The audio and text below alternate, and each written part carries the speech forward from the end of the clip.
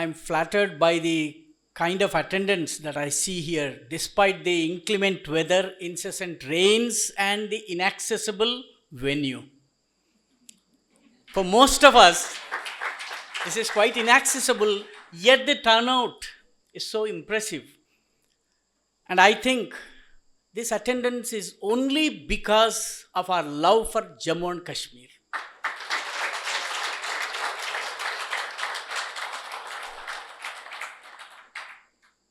I thank Sambit Prakashan for publishing this book in Telugu and then getting it translated into English. And I came to know about the translation only at the fag end of the work. So it was kept such a secret. దశరథుడి Putrakameshti యాగం జరిగిన తర్వాత ఆ యజ్ఞ ఫలం ఇచ్చినప్పుడు కౌసల్యకి కొంచెం, ఆ తర్వాత కైకేయికి కొంచెం ఇస్తాడు. వాళ్ళిద్దరూ సగం సగం సుమిత్రకి ఇస్తారు. ఆమెకి 2 పిల్లలు పుడతారు. అలాగా వారు చాలా విషయాలు అందించారు, వీరు చాలా విషయాలు అందించారు, నాకు చాలా విషయాలు చెప్పేందుకు మిగిల్చారు. నేను సుమిత్రని అయ్యాను ఒక రకంగా చెప్పాలంటే. మిత్రులారా, ఈ పుస్తకం కార్గిల్ విజయ్ దివస్ నాడు ఆవిష్కరణ జరుగుతోంది. కార్గిల్ విజయ్ దివస్ గురించి మనం మాట్లాడుకుంటున్నాం. కార్గిల్ విజయ్ దివస్ జరిగిన తర్వాత 1998 తర్వాత 2 ఏళ్ల తరువాత ఉప్పల్ దగ్గర నేను ఒక విచిత్రమైనటువంటి సంఘటన చూశాను. ఆ సంఘటన ఏంటంటే, కేరళకు చెందినటువంటి ఒక జవాన్ కశ్మీర్లో యుద్ధం చేస్తూ చనిపోతే ఆయన అంత్యక్రియల కోసము ఆయన శవయాత్ర నడుస్తోంది. తండ్రి ముందు నడుస్తున్నాడు, వెనక కొడుకు శవం నడుస్తోంది. ఆర్మీకి చెందినటువంటి 10-12 మంది ఉన్నారు. అది కవర్ చేయడానికి ఒక విలేఖరిగా నా మిత్రుడు వెళ్ళాడు.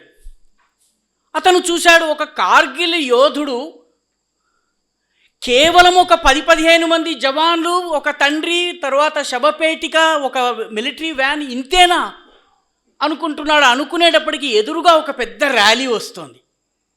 అందరి చేతుల్లో త్రివర్ణ పతాకాలు ఉన్నాయి. జిందాబాద్ భారత్, జిందాబాద్ భారత్, జిందాబాద్ నినాదాలు ఇస్తున్నారు. ఆహా, చాలా దేశభక్తి ప్రజల్లో ఉంది, ఈ షహీద్ కోసము, ఈ అమరవీరుడి కోసం వస్తున్నాడు అనుకున్నాడు నా విలేకరి మిత్రుడు. వాళ్ళందరూ కూడా భారత్ మాతాకి జై అంటున్నారు, కానీ వాళ్ళ భారత్ వేరు. క్రికెట్ మ్యాచ్లో గెలిచిన భారత్ కోసం వాళ్ళు జిందాబాద్ అంటున్నారు.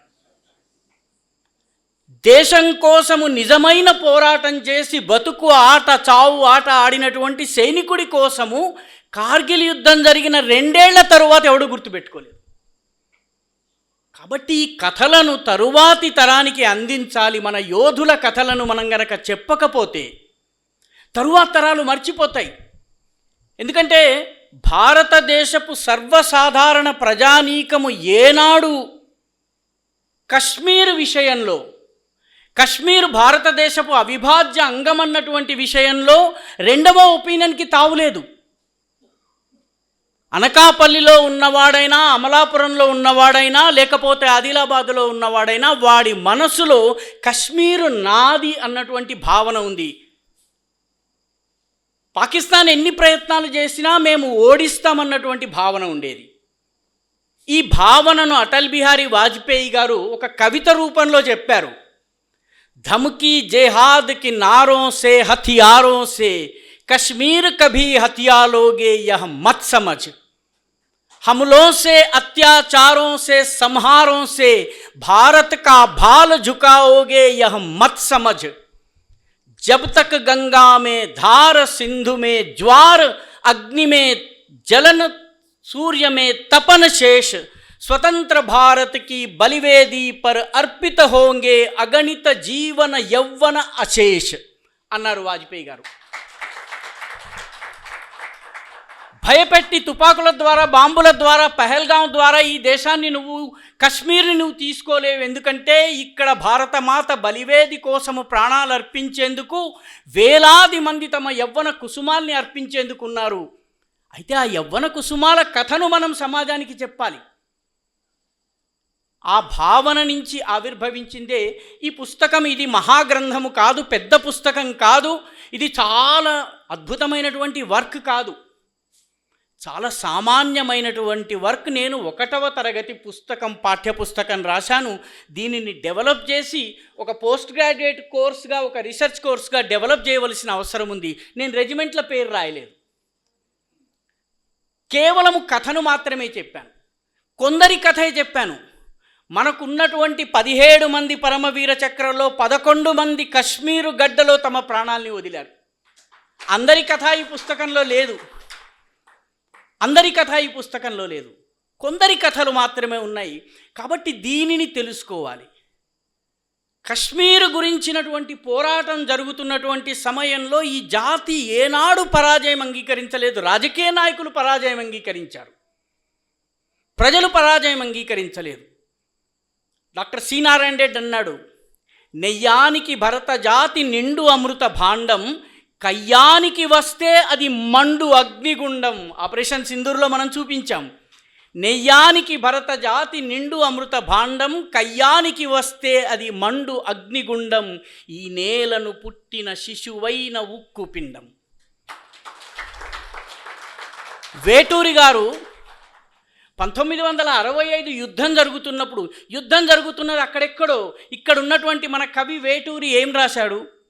కాశ్మీరం దాటిరాగ కావరించునొకడు, త్రివిష్టపం దాటిరాగ తీవరించునొకడు. త్రివిష్టపం అంటే టిబెట్. కాశ్మీరం దాటిరాగ కావరించునొకడు, త్రివిష్టపం దాటిరాగ తీవరించునొకడు. లేరా భారత శౌరి శాత్రవతా మిశ్ర వైరి, హతకులను కృతకులను శతఘ్నులను కృతఘ్నులను పనిగొని బలిగొనని నాడు, మనికి చేటు ఉనికి లోటు కునికి బాటు పొరబాటు, మనకు మనం ఎడబాటు అన్నాడు. సమస్త భారతదేశపు హృదయంలో కశ్మీర్ కోసమే కాదు, భారతదేశపు ప్రతి అంగుళం పట్ల ఇదే భక్తి ఉంది. అందుకే చావడానికి చంపడానికి సిద్ధమై ముందుకెళ్ళారు. హిందీలో ఒక కవిత చదివాను. ఇందులో రాసినటువంటి వ్యక్తుల కథలు చదువుతుంటే నిజానికి ఏ భావానుభూతి అయితే కెప్టెన్ బాలరెడ్డి గారు అనుభవించారో అది మొట్టమొదటిసారి ఇంగ్లీష్లోనో హిందీలోనో చదివినప్పుడు నేను కూడాను అదే భావావేశాన్ని అనుభవించాను. వీళ్ళు ముందుకు ఎందుకు వచ్చారు? ప్రాణాలు ఇవ్వడానికి ఎందుకు ముందుకు వచ్చారు? ఒక కవిత, హిందీ కవితలో చెప్తారు, జబ్ సూరజ్ హై కుచ్ మరా మరా, జబ్ డరా డరా హో ఉజియారా. ఉజియారా అంటే వెలుగు. వెలుగు భయపడుతున్న సమయంలో.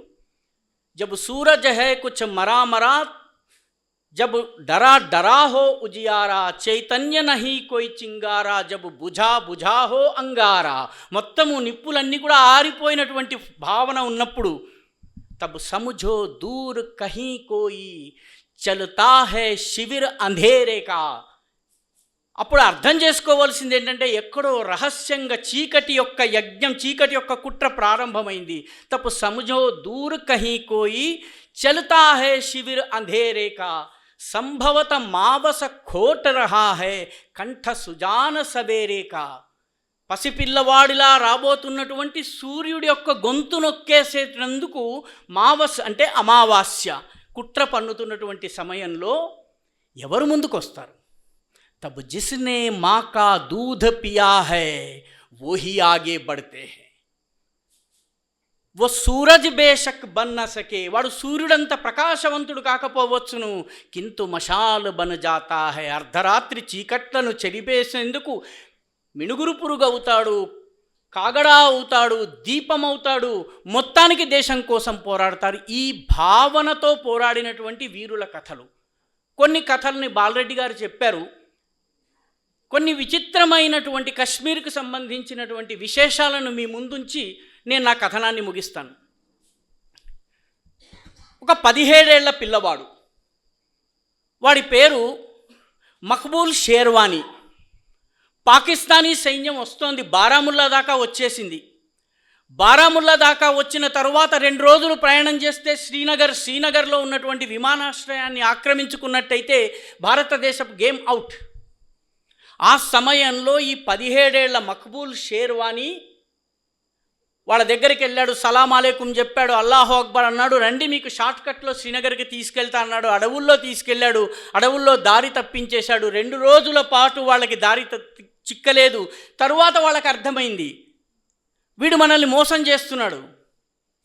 వాడిని మళ్ళీ బారాముల్లాకి వెనక్కి తీసుకొచ్చి వాడి వయసు 17 సంవత్సరాలు, ఆ పిల్లవాడి శరీరంలో 17 మేకులు దింపి శిలువ వేశారు. మక్బూల్ షేర్వానీ ఇంటిని ధ్వంసం చేసేందుకు ఉగ్రవాదులు ప్రయత్నించారు. ఎందుకంటే ఆ ఇల్లు చూస్తే దేశభక్తి మేల్కుంటుంది. బ్రిగేడియర్ ఉస్మాన్కి మహమ్మద్ అలీ జిన్నా ఫోన్ చేసి అడుగుతాడు, నువ్వు వచ్చేసే నిన్ను మిలిటరీ జనరల్గా చేస్తాను పాకిస్తాన్ ఆర్మీకి. బ్రిగేడియర్ ఉస్మాన్ అంటాడు, నేను భారతదేశంలో పుట్టాను, భారతదేశం కోసం పోరాడతాను. బ్రిగేడియర్ ఉస్మాన్ యొక్క సమాధి, ఆయన నౌషేరా కా షేర్ అంటారు ఆయనని, ఆయన సమాధి జామియా మిల్లియా ఇస్లామియాలో కడితే బ్రిగేడియర్ ఉస్మాన్ కథ కనుక ఈ దేశపు యువకుడికి తెలిస్తే వాడిలో ఆవేశం రగులుతుంది. కాబట్టి ఆ సమాధిని 2020లో బద్దలు కొట్టారు. అంటే ఆర్టికల్ 370ని తొలగించిన 1 సంవత్సరం తర్వాత బద్దలు కొట్టారు. ఇటువంటి ఎన్ని కథలు ఉన్నాయి. కొన్ని కథలను తలుచుకుంటే ఉరి రక్షకుడైనటువంటి ప్రీతం సింగ్ కథ ఈరోజు మిలిటరీ చెప్పదు. మిలిటరీ ప్రకారము ఆయన పర్సనా నాన్ గ్రాటా, కానీ ఆయన ఉరిలో ఉన్నటువంటి హిందువులను రక్షించాడు. ఈ రకమైనటువంటి అనేక కథలు ఉన్నాయి, అనేక మంది వీరుల కథలు. ఇందులో ఒక ఆసక్తికరమైనటువంటి వీరుడి కథ ఉంది. ఆయన పేరు ఇయాన్ కార్డోజో. ఇయాన్ కార్డోజో 1971 యుద్ధం జరుగుతున్నప్పుడు ఆయన కాలు బాంబు పేలి కాలు నుజ్జు అయిపోతుంది. అయిపోయిన తర్వాత ఆయనని తీసుకొచ్చి ఆపరేషన్ చేసేందుకు యుద్ధ భూమిలో ఒక పక్క యుద్ధం జరుగుతుంటే ఆపరేషన్ చేసేటటువంటి ఒక చోటకి తీసుకొచ్చారు. అక్కడ బందీగా ఉన్నటువంటి పాకిస్తాన్ల రక్తం తీసేందుకు ప్రయత్నం చేస్తున్నారు. వాడి రక్తము ఇయాన్ కార్డోజోకి ఇద్దామని. Ian Cardozo's first condition for operation ఏంటంటే, నా శరీరంలోకి పాకిస్తానీ రక్తం ఎక్కొద్దు. మిలిటరీ వాళ్ళు అన్నారు, నువ్వేం మాట్లాడొద్దు, నువ్వు ఊరుకోమన్నారు. సరే, ఏదో రకంగా ఆపరేషన్ అయింది. ఆపరేషన్ అయిన తర్వాత ఇయాన్ కార్డోజో ఆయన కాలు ఆపరేషన్ అవ్వడానికి ముందు కాలు నుజ్జు అయింది, ఏం చేయాలి అన్నప్పుడు అతను ఇది కనుక ఉండినట్లయితే గ్యాంగ్రీన్ స్ప్రెడ్ అవుతుందని చెప్పి భావించి తను గూర్ఖా రెజిమెంట్కి చెందినవాడు తన తోటి గూర్ఖా సోల్జర్ని పిలిచి, నీ దగ్గర ఉన్నటువంటి కుక్రీ, గూర్ఖాల కత్తిని కుక్రీ అంటారు, ఇలా వంగి ఉంటుంది, ఆ కుక్రీతో నా కాల్ని కట్ చేయమంటాడు. మై నైకర్ సక్తా సాబ్ అంటాడు గూర్ఖా. మాణిక్ షా చెప్తాడు, ఎవరైనా గనక నాకు చావంటే భయం లేదు అంటే వాడు అయితే అబద్ధం చెప్తుండాలి, లేకపోతే వాడు గూర్ఖా అయి ఉండాలి. అటువంటి గూర్ఖా కాలు కోయడానికి భయపడతాడు. ఇయాన్ కార్డోజో వాడి కుక్రీని లాగి తన కాలుని తాను కట్ చేసుకుని దీనిని సమాధి చేయమని అడుగుతాడు. కథ ఇక్కడితో అయిపోలేదు. ఆపరేషన్ అయింది, బయటకు వచ్చాడు, ఆయన ఆర్మీ నుంచి రిటైర్ కాలేదు. ఆయనని తీసుకెళ్ళి ఏం చేస్తారంటే, నిన్ను ఒక క్లరికల్ కైండ్ ఆఫ్ జాబ్లో పెడతామంటారు. ఆయన అప్పటికే మేజర్ జనరల్. నేను క్లరికల్ జాబ్ చేయను, నేను యుద్ధం చేస్తానంటాడు. కొండలు ఎక్కడంలో అతను కృత్రిమ కాలుతోటి కొండ ఎక్కి అందరికన్నా కాళ్ళున్న వాళ్ళకన్నా ముందెళ్ళి పైకెక్కిన తరువాత అతను నేను ఫస్ట్ వచ్చానని చెప్పిన తర్వాత ఆర్మీ అధికారులు లేదు నిన్ను ఆర్మీ ఆపరేషన్లో పెడతామంటారు. ఎన్ని కథలు ఉన్నాయి ఇటువంటివి. రుక్సానా గురించి బాలరెడ్డి గారు ప్రస్తావించారు. రుక్సానా కాకుండా జ్యోతి అనేటటువంటి మరొక అమ్మాయి కూడా ఉంది. ఈ అమ్మాయి కూడా ఉగ్రవాదుల్ని చంపింది.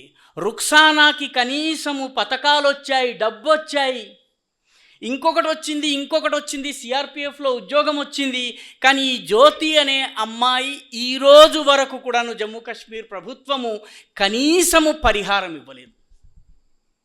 కాబట్టి ఈ తరానికి కథలు తెలియాలి అన్నటువంటి ఉద్దేశంతో నేను ఒక చిన్న పుస్తకం రాశాను. ఇది పెద్ద పుస్తకం కాదు, ఇది గొప్ప గ్రంథము కాదు.